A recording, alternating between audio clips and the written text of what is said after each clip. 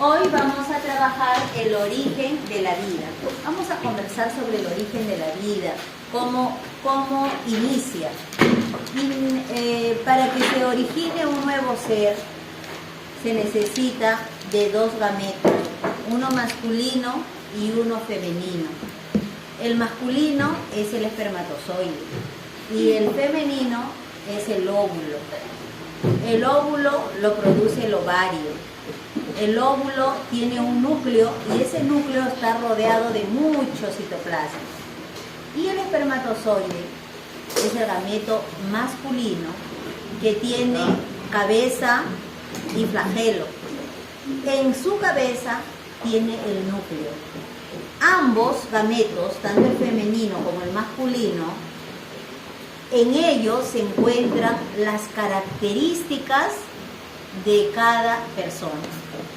El gameto masculino tiene las características del padre y el gameto femenino tiene las características de la madre. ¿Qué sucede? La fecundación se origina cuando estos dos gametos se fusionan, se unen, y desde ahí empieza o se da origen a una nueva vida. Lo que yo he hablado vamos a verlo aquí en la teoría. Dice que la reproducción es el mecanismo biológico por el cual se perpetúa la especie humana. ¿Qué se perpetúa? Que continúa, que sigue reproduciéndose. Que sigue la vida. ¿Gracias a qué? A la reproducción. A través de este proceso de reproducción se transmiten las características de la especie de generación en generación. ¿Qué quiere decir? Que dice que las características se transmiten de generación en generación. Por ejemplo, el abuelo transmite todas sus características biológicas y físicas al hijo. Y el hijo le va a transmitir sus características al nieto. ¿A través de qué? Del gameto masculino. Y lo mismo pasará con la madre, ¿cierto? Los abuelos de la madre a la madre y la madre a su hijo. Lo va transmitiendo de generación en generación. Por eso que a veces dicen, ¿no?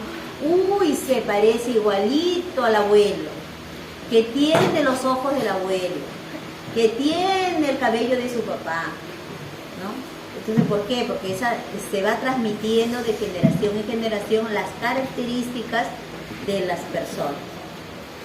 En los humanos, la reproducción es sexual. ¿Qué quiere decir? Que necesitamos de dos sexos, con características morfológicas y fisiológicas diferentes. Necesitamos dos sexos diferentes. El desarrollo del nuevo individuo es de tipo vivíparo. ¿Qué quiere decir? Que la primera etapa lo realiza en el vientre de la madre. El desarrollo del nuevo individuo es de tipo vivíparo, es decir, las primeras fases se desarrollan en el interior del órgano especializado de la madre. El órgano especializado, ¿cuál es? Es el útero, eso ya lo hemos hablado anteriormente.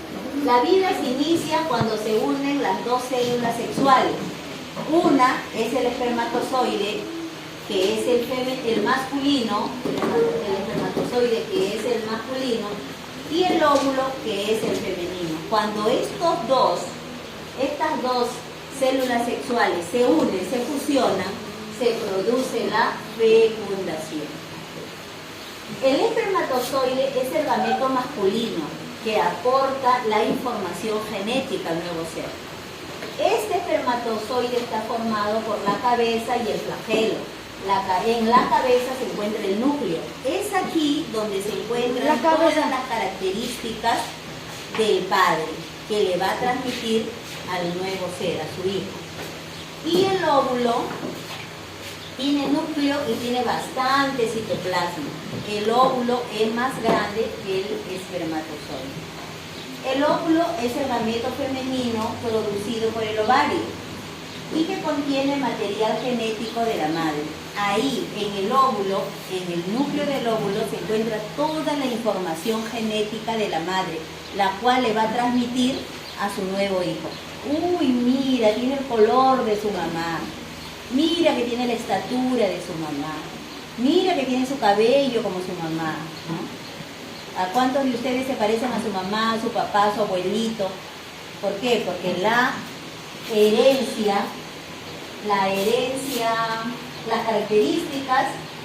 características se transmiten de generación en generación.